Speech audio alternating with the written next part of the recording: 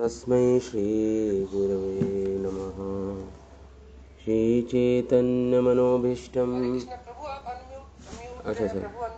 ॐ अज्ञानतिमिरन्धस्य ज्ञानाञ्जनशलाकया चक्षुरुन्मिलितं येन तस्मै श्रीगुरवे नमः। श्रीचैतन्यमनोभीष्टं स्थापितं येन भूतले स्वयं रूपकदा मह्यं ददाति स्वपदान्तिकं। वन्देऽहं श्रीगुरो श्रीयुतपदकमलं श्रीगुरुन् वैष्णवंश्च श्रीरूपं साग्रजातं सहगना रघुनाथान्वितं तं सजीवं साद्वैतं सावधूतं परिजनसहितं कृष्णचैतन्यदेवं श्रीराधा कृष्णपादान् सहगणललिता श्रीविशाखान्वितंश्च। हे कृष्णा करुणा सिन्धु दीनबन्धु जगत्पते गोपीश गोपीककान्त राधाकान्त नमोऽस्तुते। तप्तकाञ्चन गौराङ्गी राधे वृन्दावनेश्वरी वृषभानुसुते देवी प्रणमामि हरिप्रिये। वाञ्छाकल्पतरुभ्यश्च कृपा सिन्धुवैव च पतितानं पावनेभ्यो वैष्णवेभ्यो नमो नमः। जय श्री कृष्ण चैतन्य प्रभु नित्यानंदा श्री अद्वैत गदाधर श्रीवासादि गौर भक्त वृंद। हरे कृष्णा कृष्ण कृष्ण हरे हरे, हरे राम राम राम हरे हरे। ओम सहना भवतु सहनं भुनक्तु सह वीर्यं करवावहे तेजस्विनावधीतमस्तु मा विद्विषावहे। ओम शांति शांति शांति। ओम। So reading from Updeshamrit, text 11, श्लोक संख्या 11। ये आखिरी श्लोक है उपदेशामृत का, तो इस पे हम आज चर्चा करेंगे। प्रभु रिकॉर्डिंग कर रहे हैं ना? हाँ।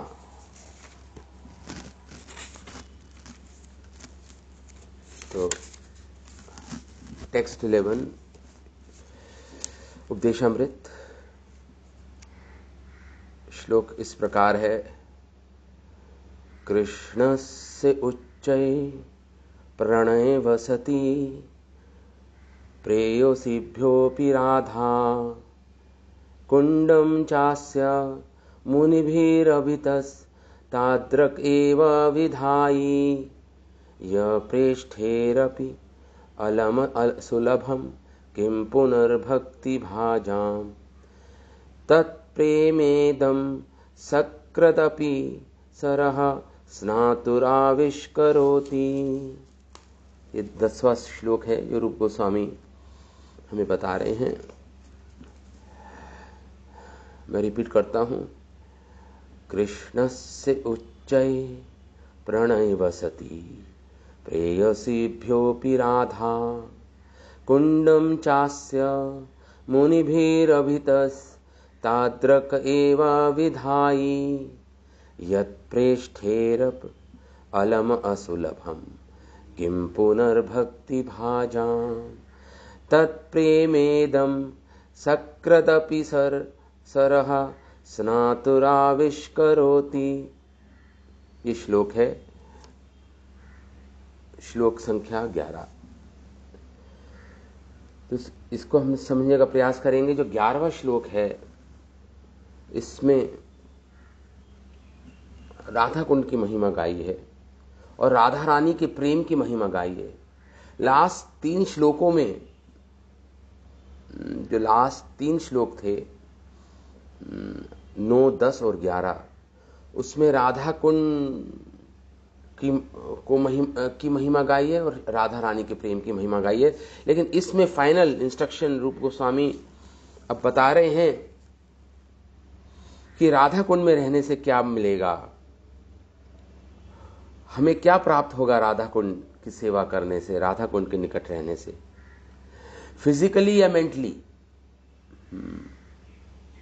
तो यहां पे ये श्लोक आता है। ये श्लोक कहता है, अपने इंट्रोडक्शन में लिखते हैं श्रील प्रभुपाद, ननु तत् आश्रयित किम मिलति। ननु मतलब नाउ। अब फाइनल इंस्ट्रक्शन में बोल रहे हैं रूप गोस्वामी कि अब ननु तन आश्रयित तत् आश्रयित, जो आश्रय लेता है श्री राधा कुंड का, किम मिलति, क्या प्राप्त होता है उसको, क्या मिलता है उसको। प्रश्न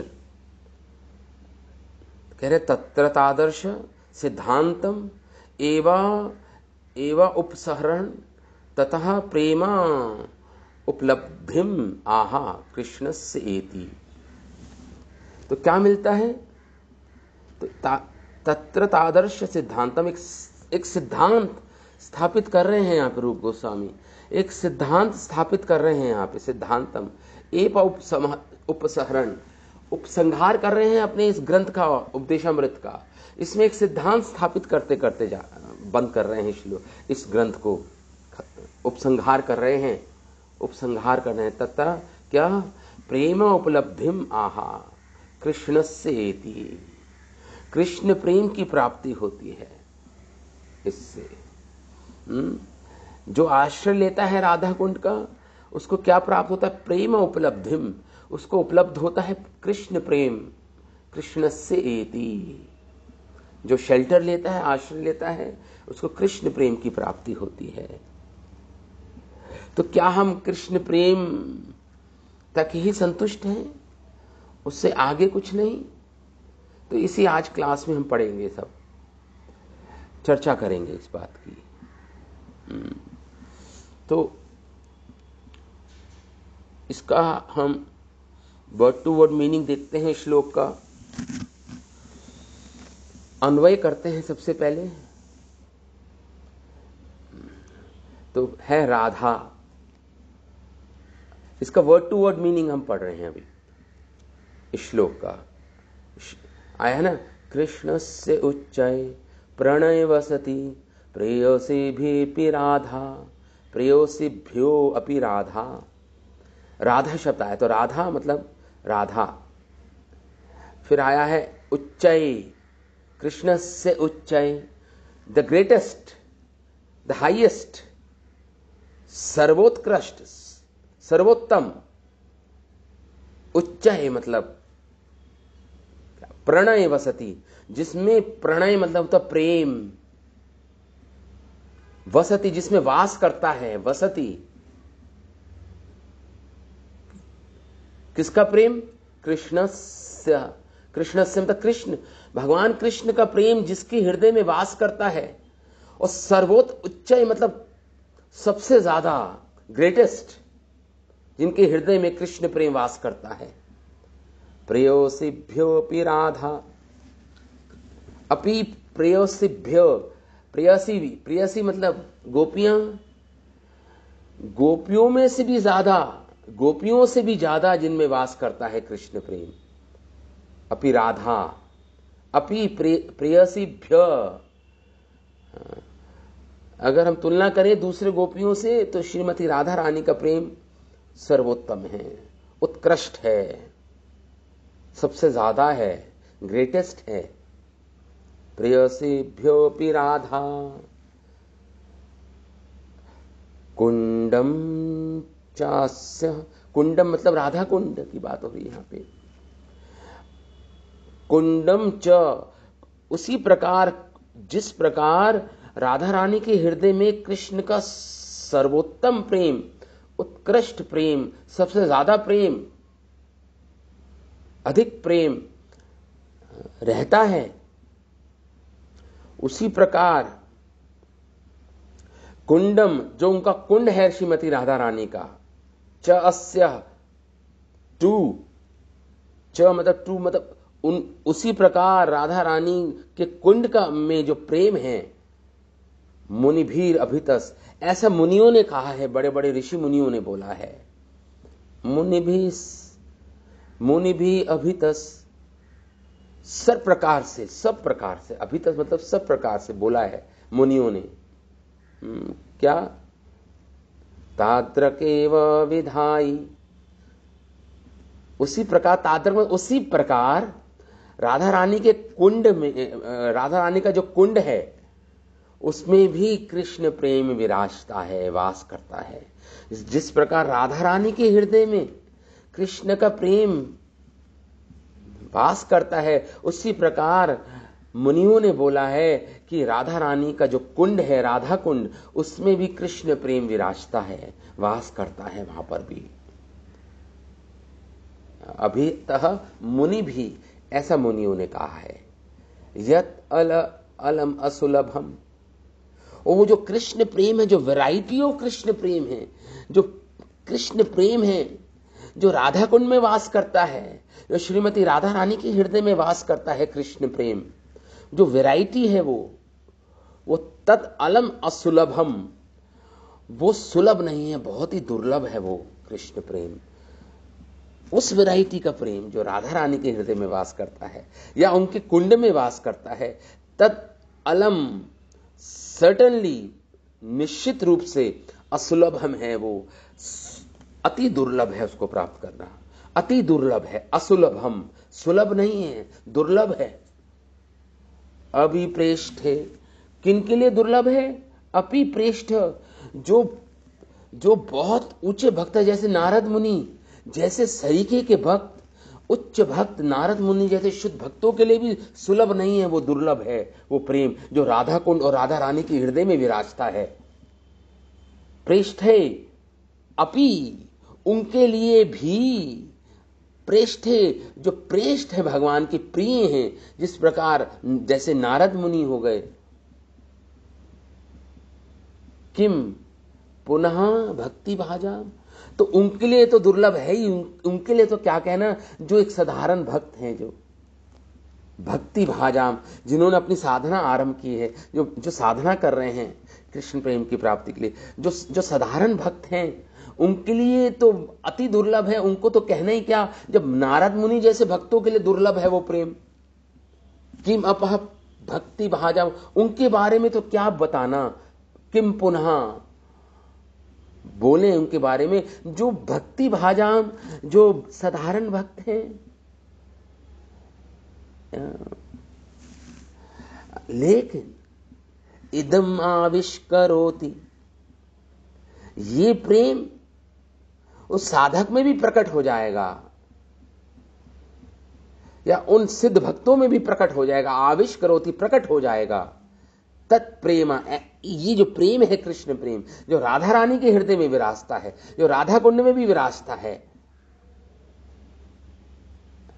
किनके लिए प्रकट हो जाएगा?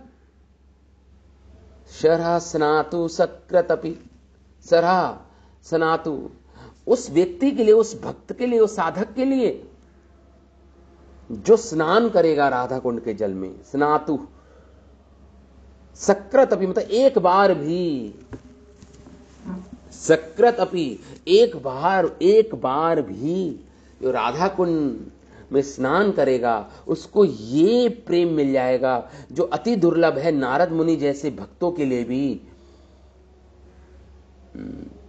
वो प्रेम उसको मिल जाएगा जो राधा रानी के हृदय में विराजता है। वो प्रेम उस साधक को मिल जाएगा एक बार स्नान करने पर भी। इसके बारे में और चर्चा करेंगे हम आगे। एक बार स्नान करने पर भी। तो ये 11वां श्लोक है। कृष्णस्य उच्चये प्रणय वसति प्रेयसीभ्योऽपि राधा कुंडम चास्य मुनिभिरभितस्ताद्रकेव विधायि यत्प्रेष्ठेरपि अलम असुलभम किं पुनर्भक्ति भाजाम तत्प्रेमेदम सकृत अपि सरह स्नातुराविष्करोति। ये श्लोक का अर्थ है, मैंने आपको समझा दिया। इसमें इस श्लोक में अपनी कमेंट्री में श्री राधारमण गोस्वामी लिख रहे हैं, जिन्होंने पहली कमेंट्री लिखी उपदेशामृत पर संस्कृत में कमेंट्री लिखी, राधारमण दास गोस्वामी, जिनको श्रील भक्ति सिद्धांत सरस्वती ठाकुर ने भी जिनकी प्रशंसा की है। इतनी अच्छी उन्होंने कमेंट्री लिखी, इतनी सुंदर कमेंट्री लिखी उन्होंने उपदेशामृत ग्रंथ में पर। तो वह लिखते हैं, राधारमण गोस्वामी जी से शुरू करते हैं। वह क्या बोलते हैं श्लोक के बारे में? वह कहते हैं, यत् प्रेम कृष्ण प्रियत्मेण ख्यातिर, जो कृष्ण का प्रेम है, प्रियत्मेण ख्याति, जिसकी ख्याति है बहुत बड़ी, जो दुर्लभ है, नारद आदि भी अलम दुर्लभम, जो कृष्ण प्रेम उनके लिए भी दुर्लभ है, नारद आदि अलम दुर्लभम, नारद जी के लिए भी दुर्लभ है, और भी अनेक भक्तों के लिए, अम्बरीश महाराज और भी जो हमने नाम गिनाए थे, सबके लिए दुर्लभ है वो प्रेम। तदादीनाम तत्जातीय प्रेमासंभवाद इति भावा। ये सारे भक्त भगवान के बहुत प्रिय हैं, लेकिन जो ये वैरायटी है, जो ये जिस प्रकार का प्रेम है राधा रानी के हृदय में, और राधा कुंड में भी जो विराजता है वो प्रेम, वो उनके लिए भी इम्पॉसिबल है, कह रहे हैं। प्रेमा असंभवाद इति भावा, वो प्रेम उनके लिए भी असंभव है, नारद मुनि जैसे भक्तों के लिए भी, जो प्रेम राधा रानी के हृदय में और राधा कुंड में विराजता है, वो प्रेम उनके लिए भी असंभव है। तदपि प्रेमा कर्म भूतम कत्र भूतम इतः सरासनातुर, लेकिन वो प्रेम जिस प्रकार राधा रानी के हृदय, वो प्रेम प्रकट हो जाता है, भूतम सरहसनातु, जो उसमें स्नान करते हैं राधा कुंड में, जो साधक जन भी, उनके हृदय में भी ये राधा कुंड प्रकट कर देता है वही प्रेम। ये राधा कुंड की महिमा है कि वही प्रेम वो साधक के हृदय में प्रकट कर देगा जो स्नान करेगा राधा कुंड के जल में। स्नातु संबंधे आविष्करोति, प्रकट कर देगा, ये प्रकटयति। तो प्रश्न उठता है, तो वही इस श्लोक, तत्को नाश्रित, कौन ऐसा भाग्यशाली जीव होगा जो आश्रय नहीं लेगा राधा कुंड का। इति पूर्व नैव संबंधा, जैसा हमने पिछले श्लोकों में पढ़ा है, कौन ऐसा भाग्यशाली होगा, सुकृति जन होगा जो आश्रय नहीं लेगा श्री राधा कुंड का। आगे बोल रहे हैं श्री राधारमण गोस्वामी, दो श्लोक कोट कर रहे हैं यहां पर राधारमण गोस्वामी दो श्लोक यहां पे कह रहे हैं।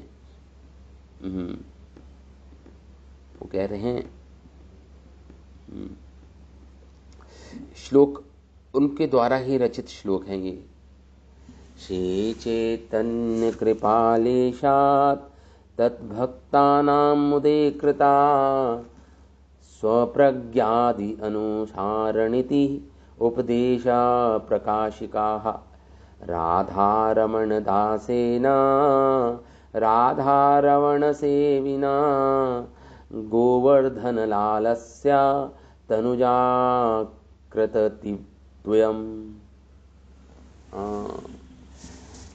कहते हैं राधारमण गोस्वामी कहते हैं, जिनको भी लेश मात्र श्री कृष्ण कृपा लेशात, जिनको भी लेश मात्र श्री कृष्ण चैतन्य महाप्रभु की कृपा प्राप्त हुई है, श्री कृष्ण कृपा लेशात, लेश मात्र भी रंच भर भी जिनको श्री चैतन्य महाप्रभु की कृपा प्राप्त हुई है, तत्भक्तानाम, उन ऐसे भक्त जिनको महाप्रभु की कृपा प्राप्त हुई है, या मुझे जो चैतन्य महाप्रभु की कृपा प्राप्त हुई है, जिसके कारण मैं ये उपदेशामृत की कमेंट्री भाष्य लिख पाया, प्रकाशिका मैं लिख पाया। क्यों? क्योंकि चैतन्य महाप्रभु की कृपा प्राप्त हुई है, लेश मात्र। तो उनके लिए लिख रहा हूं मैं। ये किन के लिए लिख रहे हो? तद्भक्तानाम मुदे कृता, महाप्रभु के अनुयायी जो हैं, महाप्रभु के लीनिएज या संप्रदाय में जो भक्त जन हैं, जो एप्रिशिएट करते हैं महाप्रभु की कृपा को, जिन्होंने प्राप्त किया है महाप्रभु की कृपा को, तद भक्ता नाम, उनकी प्रसन्नता के लिए मैंने लिखा है ये उपदेश प्रकाशिका, मैंने प्रकाशित किया है ये उपदेश अमृत पर अपना भाष्य उनके लिए प्रकाशित किया है मैंने ये। और स्वप्रज्ञादि अनुसारिणी, और जितनी मेरे अंदर बुद्धि थी, प्रज्ञा थी मेरी, जितनी मेरे अंदर बुद्धि थी, मैं समझ पाया इस ग्रंथ को, उपदेशामृत ग्रंथ को समझ पाया। स्वप्रज्ञादि, उसके अनुसार मैंने ये उपदेश प्रकाशिका की, मैंने उपदेशामृत पे अपना भाष्य लिखा। जितनी मेरे अंदर प्रज्ञा थी, जितनी मेरे अंदर रियलाइजेशंस थी, जितनी मेरे अंदर बुद्धि थी, उसी हिसाब से अनुसारिणी थी, उसके अनुसार मैंने प्रकाशित की ये उपदेशामृत पे अपना भाष्य। और मेरा नाम है, कह रहे हैं राधा रमण दास, मेरा नाम राधा रमण दास है। राधा रमण सेविना, मैं राधा रमण, भगवान राधा रमण का सेवक हूं, मैं राधा रमण का सेवक हूं, सेविना।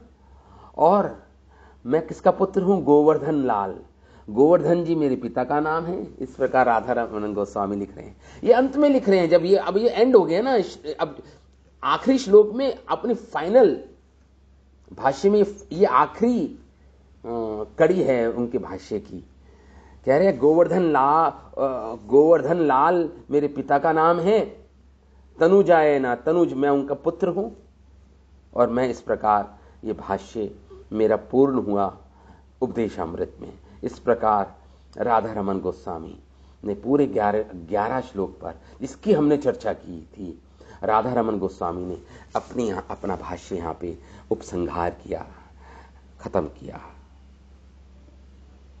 अच्छा, अब हम पढ़ते हैं श्रील भक्ति विनोद ठाकुर, जो हमारे महान आचार्य हुए हैं हमारी संप्रदाय के। श्रील भक्ति विनोद ठाकुर क्या लिखते हैं श्लोक पर? श्रील भक्ति विनोद ठाकुर जो लिखते हैं वो बंगला और संस्कृत में मिक्स्ड है, बंगला और संस्कृत मिक्स्ड है। जो श्रील भक्ति विनोद ठाकुर क्या लिखते हैं हम पढ़ते हैं। श्री राधा कुंडेर स्वाभाविक महात्म्य वर्णन द्वार साधकेर चित्ते दृढ़ता उत्पन्न करिबार अभिप्राय 11 श्लोकेर अवतारण। कह रहे हैं जो 11वां श्लोक लिखा रूप गोस्वामी ने इस ग्रंथ का, लिखा क्यों? श्री राधा कुंडेर स्वाभाविक महात्म्य, राधा कुंड की जो स्वाभाविक जो महात्म्य है, जो महानता है राधा कुंड में वास करने की, उसका महात्म्य लिखने, वर्णन करने के लिए द्वारा साधक ए रचिते, जो साधक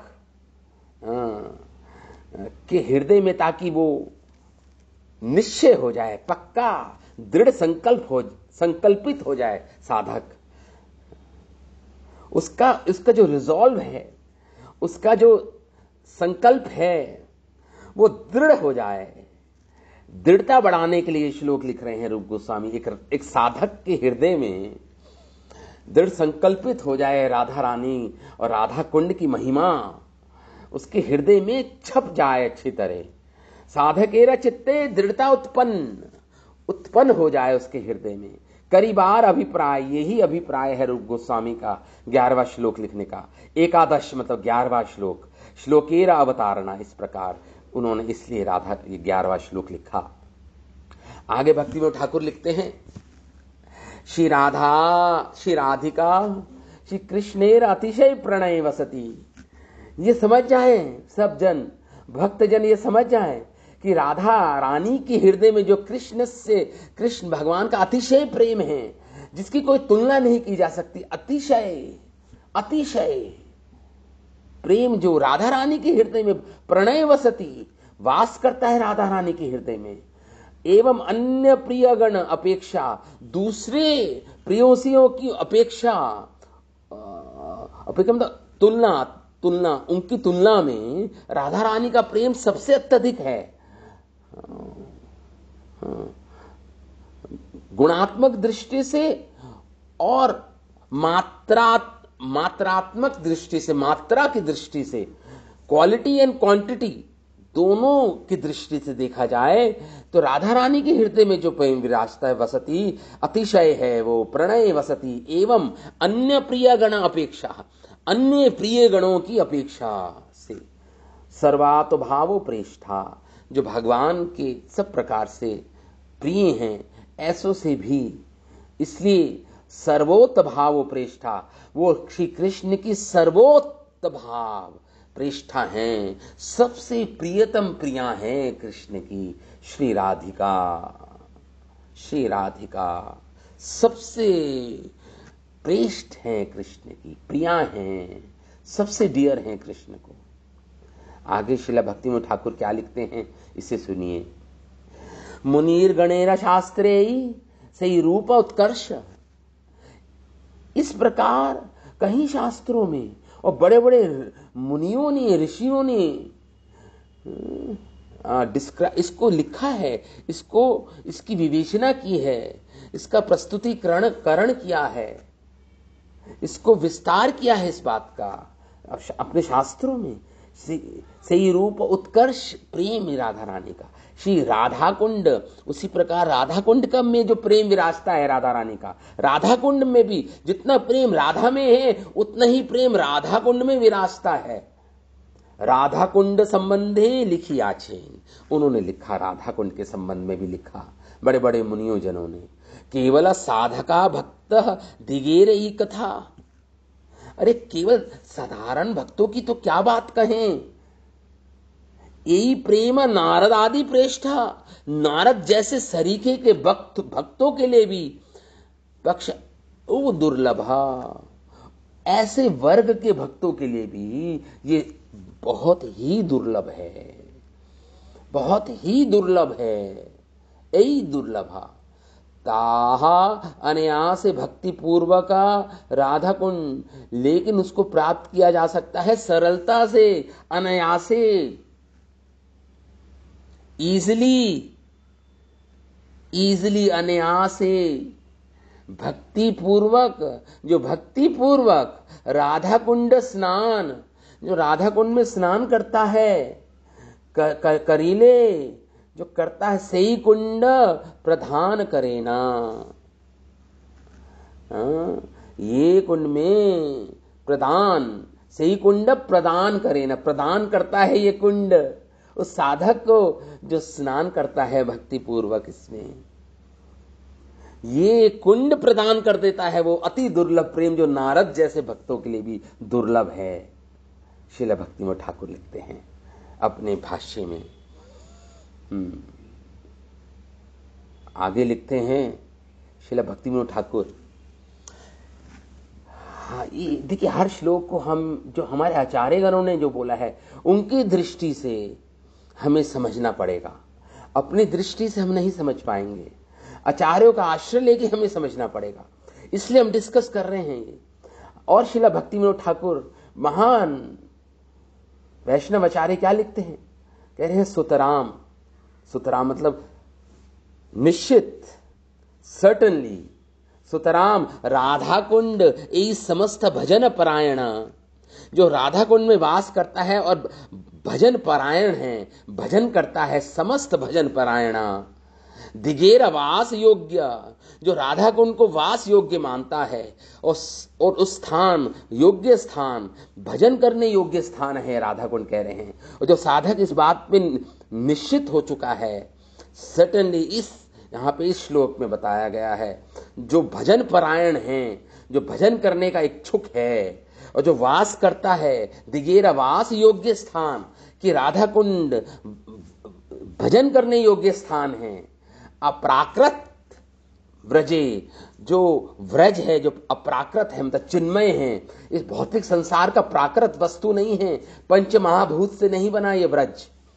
तो कह रहे हैं अप्राकृत व्रज, व्रज में जो रहता है मतलब चिन्मय, स्पिरिचुअल, आध्यात्मिक, अप्राकृत जो व्रज धाम है उसमें जो रहता है ये जो साधक अपना वास स्थान बनाता है साधना करने के लिए, अप्राकृत व्रजे, अप्राकृत जीव, जो जीवात्मा भी तो अप्राकृत है।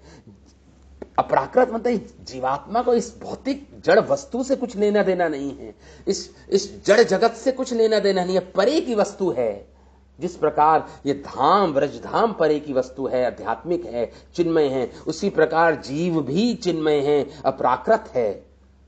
और अगर वो उस जीव को अप्राकृत गोपी देह लाभ, राधा कुंड में जब वो साधना करता है तो उसको सिद्ध देह प्राप्त होता है। सिद्ध देह की हमने पहले चर्चा की थी, गोपी देह प्राप्त होता है उसको लाभ, अंदर से, इंटरनली, अंतर रूप से। बाह्य रूप से तो वो साधक ही बना रहेगा, अंतर रूप से उसको गोपी देह प्राप्त होता है। गोपी देह लाभ करिया श्री राधा कुंड शिव्या गुरु रूपा शखीर कुंजे पालय दासी। तो तब वो जब इंटरनली, आंतरिक रूप से उसको गोपी देह प्राप्त होता है, अपना सिद्ध देह प्राप्त होता है, उस सिद्ध देह के द्वारा जो उसके गुरुदेव हैं, जो गोपी भाव में रह रहे हैं राधा कुंड में, जिनकी कुटिया है राधा कुंड में, जो गोपी भाव में रह रहे हैं, जो राधा रानी के दास भाव में रह रहे हैं, वो गुरु, जो उसके गुरु रह रहे हैं वहां पे राधा कुंड के तट पर, वो सेवा करता है अपने गुरु महाराज के निर्देशन से, जो गोपी बन चुकी हैं उनके गुरु महाराज, जो गोपियों का ध्येय जिनको प्राप्त हुआ है, अपने ऐसे गुरु महाराज रूपी गोपी के मांग निर्देशन में वह पाल्यदासी, वो है पाल्यदासी बन जाता है, जिसका पालन करते हैं गुरुदेव और राधा रानी, पाल्यदासी बन जाता है। वो भावे अवस्थिति करता, और इस प्रकार वो वहां पे रहता है राधा कुंड में, वो पाल्यदासी बन जाता है। पाल्यदासी का अर्थ हुआ शेल्टर्ड मेड सर्वेंट, जिसने आश्रय लिया है गोपीजनों का, उसे पाल्यदासी बोलते हैं। पाल्यदासी भावे, ये भाव रहता है कि मैं पाल्यदासी हूं, मैं अपने गुरु महाराज की पाल्यदासी हूं। अवस्थिति करता बाह्य, और बाह्य रूप से ये तो अंतर की स्थिति हो गई। अंतर की स्थिति में गोपी भाव में रहता है, गुरु का पाल्यदासी के भाव में रहता है, राधा रानी के दास्य भाव में रहता है, लेकिन बाह्य रूप से एक्सटर्नली अपने आप को निरंतर नाम आश्रय पूर्वक नाम का आश्रय लेता है, निरंतर नाम लेता रहता है कृष्ण का, निरंतर नाम आश्रय लेता है कृष्ण का पूर्वक, कृष्णेरा, और नाम आश्रय लेकर एक्सटर्नली की बात हो रही है, बाह्य रूप से निरंतर नाम का आश्रय लेता है, निरंतर नाम जपता रहता है, कीर्तन करता रहता है, निरंतर नाम आश्रय पूर्वक कृष्णेरा अष्टकालिया सेवया, और जो अष्ट प्रहर में जो 8 प्रकार की लीलाएं होती हैं राधा कुंड में राधा कृष्ण की, उनका स्मरण करता है, उनको भजता है। अष्टकालीय लीला उसको बोलते हैं। अष्ट प्रहर होते हैं, उसमें अष्टकालीय लीला होती हैं, 3 घंटे का एक प्रहर होता है। तो राधा और कृष्ण की अलग अलग लीलाएं होती हैं अष्टकाल में। तो अष्टकालीय सेवा करता है वो, उस लीलाओं में अष्टकालीय लीला जो कृष्ण की लीलाएं चल रही हैं उनमें सेवा करता है। श्रीमती राधिकार परिचर्या, और राधा रानी की सेवा करता है, परिचर्या करता है उनकी, राधा रानी करा। और इस प्रकार वह चैतन्य चरणाश्रित व्यक्तिरा भजन चातुरी, भजन चातुरी मतलब परफेक्ट है, हो गया वो। चातुरी मतलब ही इज एक्सपर्टीज हो गई उसको, उसकी राधा कृष्ण की सेवा करने में चातुरी हो गई, एक्सपर्ट बन गया वो, निपुण हो गया, सिद्ध हो गया वो। और वो परिचर्या करता है चैतन्य महाप्रभु का चरण आश्रित होकर, चैतन्य महाप्रभु के चरणों का आश्रय लेकर वो ये सारे, उसकी ये स्थिति हो जाती है। तो चैतन्य महाप्रभु का आश्रित जो जन होगा, जो चैतन्य महाप्रभु का अनुयायी होगा, वही तो राधा की महिमा को समझ पाएंगे, वही जन तो राधा कुंड की महिमा को समझ पाएंगे। ये दुर्लभ प्रेम तो चैतन्य महाप्रभु का उपहार है सबको। खासकर कलयुग के जीवों के लिए चैतन्य महाप्रभु का उपहार है ये राधा कुंड की महिमा गाना, राधा रानी की प्रेम की महिमा गाना। यदि गौरा न होई तो तब की होई तो के मन धरी ताम दे, राधार महिमा प्रेम रस सीमा जगत जानत के। अगर महाप्रभु नहीं आए होते तो राधा रानी की प्रेम की सीमा को कौन ये जगत कैसे जान पाता, ये राधा कुंड की महिमा को ये जगत कैसे जान पाता अगर महाप्रभु नहीं आते, इस अवतार लेके आते, स्वयं भगवान कृष्ण चैतन्य महाप्रभु के रूप में अवतार लेके नहीं आते इस पृथ्वी पर, तो कौन समझ पाता, कौन समझ पाता। श्री कृष्ण चैतन्य चरणाश्रित होकर व्यक्तिर भजन चातुरी, फिर वो परफेक्ट हो जाता है। लेकिन महाप्रभु का आश्रय लेना होगा सबसे पहले महाप्रभु का। जैसे जैसे जिस अनुपात में हम महाप्रभु के शरणागत होंगे कुछ उसी अनुपात में हमें राधा रानी की महिमा प्रकट हो जाएगी हमारे हृदय में। उसी अनुपात में व्रज की और राधा प्रेम और राधा कुंड की महिमा प्रकट हो जाएगी। जैसे जैसे हम चैतन्य महाप्रभु के चरणों का आश्रय लेंगे। यदा यदा गौर पादारविंदे विंदेत भक्तिम कृत पुण्य राशि। ये बोल रहे हैं हमारे महान आचार्य। वो कहते हैं कि जैसे जैसे हम चैतन्य महाप्रभु के चरणों का आश्रय लेंगे उसी और उनकी चरणों की भक्ति करेंगे, तथा हृदय सरपति, उस अनुपात में उस प्रकार से जैसे जैसे हम आश्रय लेते रहेंगे महाप्रभु का उस अनुपात में राधा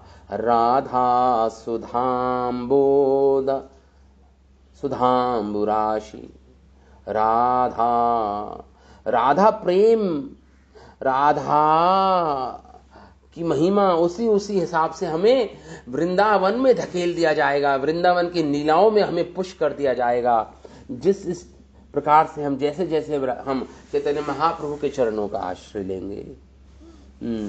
तो ये जो बता रहे हैं राधा कुंड की महिमा, राधा, ये केवल जो चरण आश्रित हैं चैतन्य महाप्रभु के जन वही समझ पाएंगे इसको, और कोई नहीं समझ पाएगा। कहने का अर्थ ये है भक्ति विनोद ठाकुर के का शिला भक्ति सिद्धांत सरस्वती ठाकुर क्या लिखते हैं। शिला भक्ति सिद्धांता सरस्वती ठाकुर जो हमारे संप्रदाय के महान आचार्य हैं, शिला प्रभुपाद के गुरुदेव हैं, दीक्षा गुरु हैं, शिक्षा गुरु हैं, वह क्या लिखते हैं?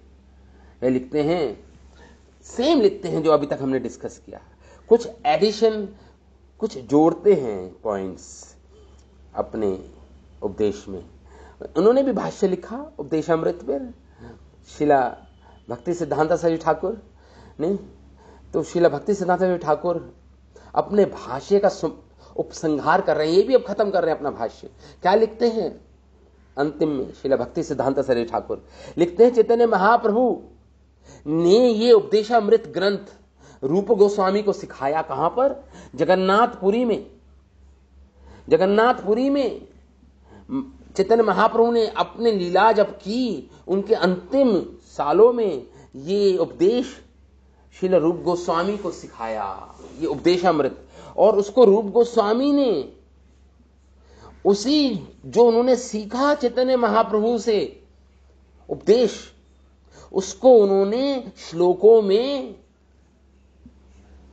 के रूप में इस उपदेशामृत ग्रंथ की रचना कर दी। जो रूप गोस्वामी ने चैतन्य महाप्रभु से सीखा जगन्नाथपुरी में,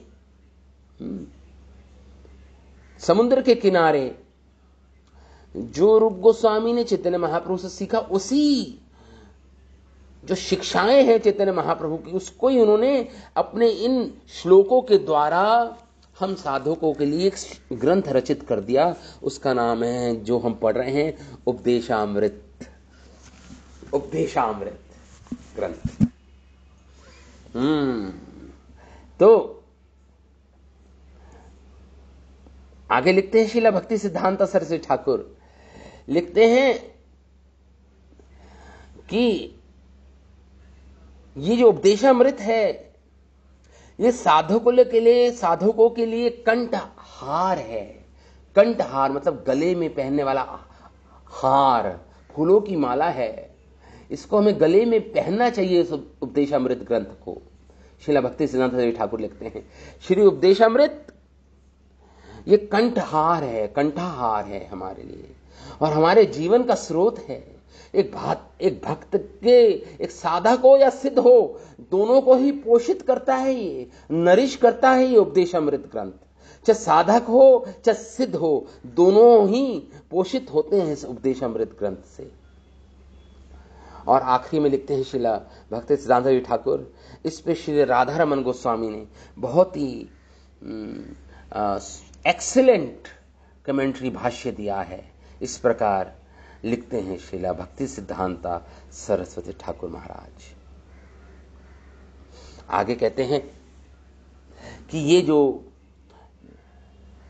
कि केवल गौर भक्त चैतन्य महाप्रभु के अनुयायी ही इस ग्रंथ को समझ पाएंगे, क्योंकि आजकल गौर भक्तों के नाम पे अपसंप्रदाय आ गई हैं, गलत संप्रदाय, गलत लोग आ गए हैं संप्रदाय में, जो आचार्यों के अनुसार नहीं, अपने अपने मन से जो सहजे लोग हैं, जो सहज समझ लिया है, जिनके लिए केवल एक सहज चीज है अपर संप्रदाय। ऐसे अपसंप्रदाय मतलब गलत संप्रदाय, प्रमाणिक संप्रदाय नहीं, अप्रमाणिक संप्रदाय, वह उपज गई हैं चैतन्य महाप्रभु के अनुयायी के रूप में अपने आप को दिखाते हैं वो। लेकिन हमें एक सच्चे साधक को, एक सच्चे अनुयायियों को, जो महाप्रभु का अनुयायी है, जो गौड़िया वैष्णव है, उसको महाजनों के पथ पर चलना चाहिए। महाजनों ने जो बोला है, महाजनों ये न गथा स पंथा, जो महाजनों ने बोला है श्रीमद् भागवतम में, उस पंथ को अपनाना चाहिए, भागवत पंथ को अपनाना चाहिए। और हमें ब्रज गोपियों को के भाव में अपने ब्रज गोपियों का स्मरण करना चाहिए, अपने मन में रखना चाहिए ब्रज गोपियों को। और जैसे ब्रज गोपियों ने सेवा की थी राधा कृष्ण की, वैसे ही उस गोपी भाव में, गोपी भाव रसामृताब्धि लहरी कल्लोल मग्नौ मुहुः,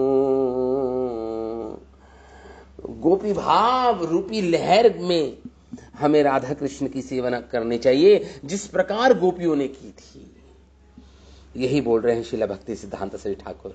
और हमें गोपियों का समर्पित भक्त बन जाना चाहिए, समर्पित दास बन जाना चाहिए, उनका फॉलोअर बन जाना चाहिए, उनका अनुसरण करना चाहिए, उनके पद चिन्हों का, जिस प्रकार गोपियों ने की सेवा राधा कृष्ण की, उनका अनुसरण करना चाहिए, गोपांगनाओं का, व्रजांगनाओं का। आगे क्या लिखते हैं श्रीला भक्ति सिद्धांता सरस्वती ठाकुर लिखते हैं कि मेरे पिता या मेरे गुरुदेव श्रीला भक्ति विनोद ठाकुर ने मुझे आदेश दिया था इस उपदेशामृत ग्रंथ पर भाष्य लिखने का। मैंने उनके आज्ञानुसार इस उपदेशामृत ग्रंथ पर अपना भाष्य लिखा। श्रीला भक्ति सिद्धांत सरस्वती ठाकुर कह रहे हैं। और मैंने जब मैं 8वें श्लोक पे था, इस ग्रंथ के 11 श्लोक है ना, जब मैं 8वें श्लोक पे था, श्रीला भक्ति सिद्धांत सरस्वती ठाकुर कह रहे हैं, तो मेरे गुरु, मेरे पिता भी श्रीला भक्ति विनोद ठाकुर इस संसार से भगवान के धाम पधार गए। ये भौतिक धरा को छोड़कर वे नित्य लीला प्रविष्ट हो गए, नित्य लीला में प्रवेश कर गए, राधा कृष्ण की लीलाओं में प्रवेश कर गए। मतलब इस देह को त्याग दिया उन्होंने। यहां पर जब मैं 8वें श्लोक पर अपना भाष्य लिख रहा था,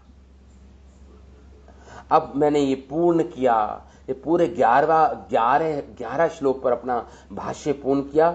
कौन से समय कह रहे हैं? गौराब्ध 428, 428 गौराब्ध। गौराब्ध मतलब होता है, ये कैलेंडर शुरू होता है जब चैतन्य महाप्रभु का जन्म हुआ था। तो मतलब 428 साल बाद चैतन्य महाप्रभु के आने में, जब आए चैतन्य महाप्रभु का जन्म हुआ, उससे 428 साल बीत गए हैं। और 6 सितंबर को 1914 में मैंने चंद्रशेखर भवन, वहां पे एक भवन है चंद्रशेखर भवन, मायापुर, आप जाएंगे तो मायापुर में मैंने ये अपना भाष्य पूर्ण किया उपदेशामृत पर। इस प्रकार श्रील भक्ति सिद्धांत सरस्वती ठाकुर महाराज ने अपना भाष्य पूर्ण किया उपदेशामृत ग्रंथ पर। अब हमने अपने आचार्यों की जो हमको बोलना था श्लोक पर उन्होंने पूर्ण किया।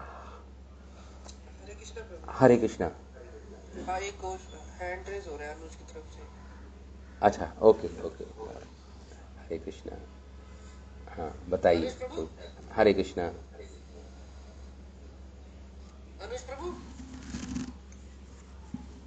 चलिए बाद में लेते हैं। चले बाद में ले लेंगे, बाद में ले लेते हैं। तो अब यहां पे इस श्लोक में आया है, इस श्लोक में आया है प्रेयसीभ्यो अपि राधा, सारी गोपियों में से सर्वश्रेष्ठ है श्री राधा। प्रेयसीभ्यो अपि राधा आया ना इस श्लोक में, प्रेयसीभ्यो, प्रेयसी तो भगवान की कहीं प्रेयसी हैं, गोपियां उसमें प्रमुख है। तो हमें समझ लेना चाहिए कौन कौन सी गोपियों की बात हो रही है यहां पर, कौन कौन सी प्रमुख गोपियां हैं भगवान की। उसका नाम, उनका नाम बता रहे हैं जीव गोस्वामी अपने भाष्य में। जब वो भक्ति रसमृता सिंधु ग्रंथ पर अपना भाष्य लिख रहे हैं श्रील जीव गोस्वामी, उन्होंने नाम बताए कौन कौन सी भगवान की प्रमुख गोपियां हैं। और ये श्लोक उन्होंने ब्रह्म वैवर्त पुराण से लिया जीव गोस्वामी ने, और हमें बताया कि कौन कौन सी प्रमुख गोपियां हैं भगवान की। पहला है गोपाली, ये नाम है उनका, गोपियों का, प्रमुख गोपियों का। देखिए, इन गोपियों का नाम लेके हम पवित्र हो जाएंगे। केवल सुनने से, बोलने से, इन गोपियों का नाम लेने से हम पवित्र हो जाएंगे। गोपाली, पालिका, धन्या, विशाखा, धनिष्ठा और राधा स्वयं, राधा रानी स्वयं, वो भी तो एक गोपी है ना। राधा, अनुराधा,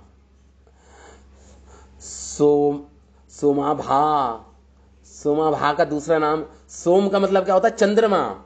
सोम, चंद्रमा। तो सोमाभा का दूसरा नाम भी है चंद्रावली, आपने सुना होगा। चंद्रावली, सोमाभा, तारा, दशमी, ये मुख्य 9 गोपियां हैं भगवान की। गोपाली, पालिका, धनिष्ठा, या धन्या, विशाखा, धन्या, विशाखा, धनिष्ठा, राधा, अनुराधा, चंद्रावली या सोमभा, तारका, दशमी या तारा भी बोल सकते, दशमी। इस प्रकार ये 10 प्रमुख गोपियां हैं, श्री कृष्ण की प्रमुख गोपियां हैं। हाँ, क्योंकि यहां पे श्लोक में आया है सारी गोपियों में से प्रमुख राधा है, श्रेष्ठ राधा है। प्रेषभ्यो अपि राधा, तो हमें पता होना चाहिए कौन कौन सी गोपियां हैं। अब हम आगे बढ़ने से पहले इस श्लोक में हमें समझना पड़ेगा, ये सब महान महान प्रेमी हैं भगवान के, प्रेम को धारण करने वाली हैं श्री राधा, और वही प्रेम को धारण करते हैं श्री कुंड, राधा कुंड। तो प्रेम क्या तत्व है, पहले तो इसे समझना पड़ेगा, जब भी हम समझ पाएंगे प्रेम तत्व क्या है। प्रेम के सत्य को समझना पड़ेगा, प्रेम होता क्या है, क्या है ये प्रेम। हम प्रेम प्रेम प्रेम करते रहते हैं, कृष्ण प्रेम, राधा प्रेम, क्या है ये प्रेम। प्रेम को समझने के लिए हमें इस प्रेम तत्व को अलग से समझना पड़ेगा। हमारे आचार्य गणों से, हमारे आचार्यों के अनुसार ये प्रेम तत्व है क्या, इस पे हमें थोड़ी सी चर्चा करनी पड़ेगी आगे बढ़ने से पहले। तो हम चर्चा करते हैं। अभी समय है 9 9 बजे तक हम चर्चा कर सकते। हाँ, तो प्रेम बता रहे हैं यहाँ पे। अथा स्थाई भावा मधुर रति, श्रील विश्वनाथ चक्रवर्ती ठाकुर हमारे महान आचार्य हुए हैं, वो बड़े ही सरल लैंग्वेज में, सरल भाषा में प्रेम शब्द को समझा रहे हैं, हमें प्रेम तत्व को समझा रहे हैं। शिला विश्वनाथ चक्रवर्ती ठाकुर क्या लिखते हैं, प्रेम तत्व के बारे में क्या लिखते हैं? कहते हैं अथा स्थाई भावा मधुर रति। स्थाई भाव क्या होता है? मधुर रति।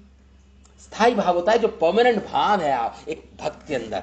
स्थाई मतलब परमानेंट, और भाव मतलब भाव, फीलिंग्स, प्रेम। तो जो परमानेंट स्थाई भाव है, जो हर भक्तों में अलग अलग, कोई शांत रति का स्थाई भाव है, कोई शांत रस में भगवान की सेवा करता है, कोई दास्य रस में भगवान की सेवा करता है, कोई भगवान की सेवा साख्य भाव में करता है, सखा के रूप में करता है, कोई भगवान की सेवा पेरेंट्स वात्सल्य भाव में करता है, वात्सल्य, भगवान को अपना पुत्र मानता है, कोई भक्त भगवान को माधुर्य भाव में भक्ति करता है, भगवान को अपना प्रेमी मानता है, माधुर्य प्रेमी लवर मानता है। तो ये 5 ही रस हैं जो मुख्य रस हैं जिसमें भक्ति होती है। तो हर कोई शांत भाव, कोई शांत रस का किसी भक्त के अंदर स्थाई भाव है, कोई दास्य भाव का जो भक्त होता है उसके अंदर शांत दास्य स्थाई भाव है। स्थाई मतलब परमानेंट भाव है, वो दास्य ही रहेगा, दास्य रूप में भगवान की सेवा करेगा, जैसे हनुमान जी ने की। दास्य भाव बोलते हैं उसको। तो उसका दास्य स्थाई भाव है। ऐसे ही साख्य, सखा, जो भगवान के जितने मधुमंगल, सुबल और भी अनेक जो भगवान के भक्त थे, साख्य भाव के जो भगवान गोप सखा थे, साख्य भाव में जिन्होंने भगवान की सेवा की, साख्य भाव में उनके स्थाई भाव है साख्य। स्थाई मतलब परमानेंट भाव है उनका, इटर्नली वो साख्य भाव में रहेंगे। जहां जहां भगवान की लीलाएं होंगी वो सखा रूप में आएंगे भगवान के, और आध्यात्मिक जगत में भी वो सखा रूप में विराजते हैं भगवान के साथ। उसे बोलता साख्य स्थाई भाव उनके अंदर है। उसी प्रकार वात्सल्य स्थाई भाव, जैसे नंद बाबा है, यशोदा मैया है, और भी जो वृद्धा गोपियां हैं ब्रज की, उनके अंदर स्थाई भाव क्या है? वात्सल्य भाव। कृष्ण को अपना पुत्र, कृष्ण की रक्षा की चिंता करना, कृष्ण का रक्षण करना, कृष्ण का पोषण करना, पेरेंटिंग करना, ये जो भाव है स्थाई भाव है उन भक्तों का। तो जब वो आएंगे आध्यात्मिक जगत में, वो ही यशोदा है, वही नंद बाबा है, वो भाव बना रहेगा, उनका स्थाई भाव है। और जब भगवान पुनः जब अवतार लेंगे इस भौतिक जगत में, तभी भी वही जन यशोदा, नंद बाबा और अनेक गोपियों के रूप में आएंगे, क्योंकि ये उनका स्थाई भाव है। तो यहां पे यही बोल रहे हैं, अथा स्थाई भावा मधुरा रति। जो माधुर्य भाव के भक्त हैं जैसे गोपियां, यही उनका स्थाई भाव है गोपियों का। सच त्रिविधा। और ये जो गोपियों का जो स्थाई भाव है, जो माधुर्य भाव है, या रति बोल लो, उसे स्थाई भाव बोल लो या रति बोल लो। रति मतलब होता प्रेम। रति आपको पता होगा, आपने सुना होगा रति मतलब अटैचमेंट, आसक्ति, मोह। रति प्रेम, उसे भी रति बोलते हैं। तो 3 प्रकार का प्रेम बता रहे हैं यहाँ पे, रति बता रहे हैं। 3 प्रकार की रति होती है इन गोपियों में। ये गोपियां भी 3 प्रकार की होती हैं जिनके अंदर रति होती है। पहली जो प्रकार की गोपियां होती हैं जिनको रति होती है कृष्ण से, उनको बोलते हैं साधारणी रति।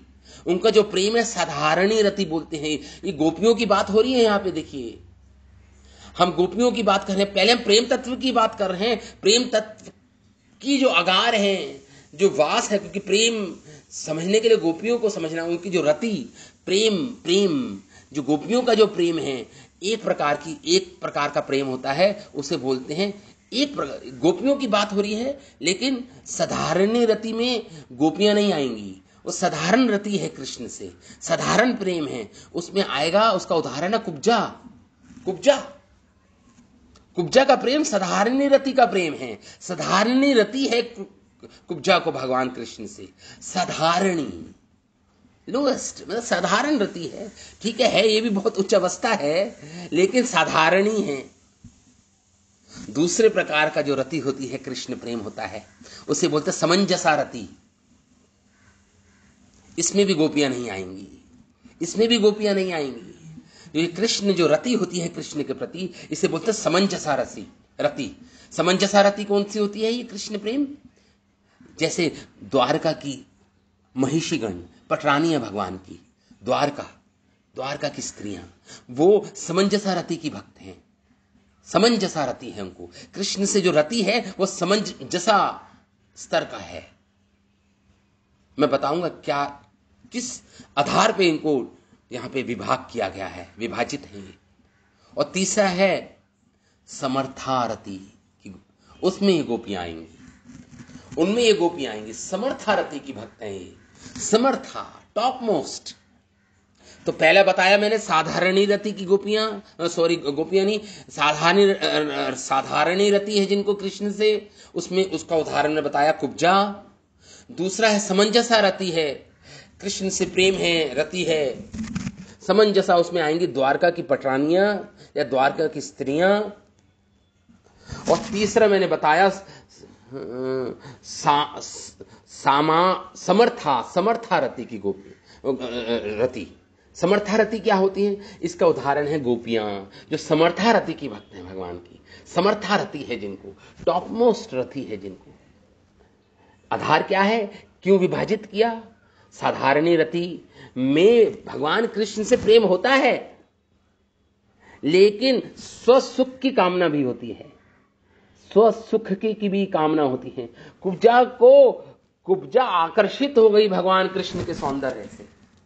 कुब्जा को अपना सुख भी चाहिए था कृष्ण से, इसलिए जो रति है कुब्जा के हृदय में वो साधारणी रति है, क्योंकि अपना सुख भी चाहिए कुब्जा को। कृष्ण से अपना सुख भी चाहती थी वो, इसलिए साधारणी रति। समंजसा रति क्या है? जो गोपियों को द्वारका की पटरानियों को है। समंजसा रति वो है जिसमें प्रधानता, प्राइमरी, मुख्य कृष्ण को सुख देने का भाव है, कृष्ण को सुख देने का भाव है, कृष्ण को प्लेजर देने का भाव है, आनंद देने का भाव है, लेकिन थोड़ा लेश मात्र, अंश मात्र खुद को भी आनंद लेने का भाव है। समंजसा रति बोलते हैं इसको। खुद भी थोड़ा सा, वो कहते हैं भाई कृष्ण राजा हैं, हम कृष्ण को आनंद देंगी, लेकिन कृष्ण हमारे पति हैं और पति का कर्तव्य है पत्नी को भी सुख दे, केवल पत्नी नहीं, पति भी सुख दे पत्नी को। तो वो उनके अंदर ये भाव है, द्वारका की रानियों के अंदर, कि कृष्ण से भी हमें सुख मिलेगा। ये लेश मात्र है, लेकिन मेन प्राधान्यता तो कृष्ण का सुख है, लेकिन उसमें लेश मात्र अपने सुख की भी कामना है। लेश मात्र है, कम है, लेकिन है। इसे बोलते हैं समंजसा रति की भक्ति। और last but not the least, समर्था रति की जो ये गोपियां, जिनका उदाहरण बताया, गोपियां, गोपाली जो हमने नाम बताए, धनिष्ठा, धन्या, ये सारी जो गोपियां हैं ना, इनके अंदर स्वसुख की बिल्कुल रंच मात्र भी इच्छा नहीं है।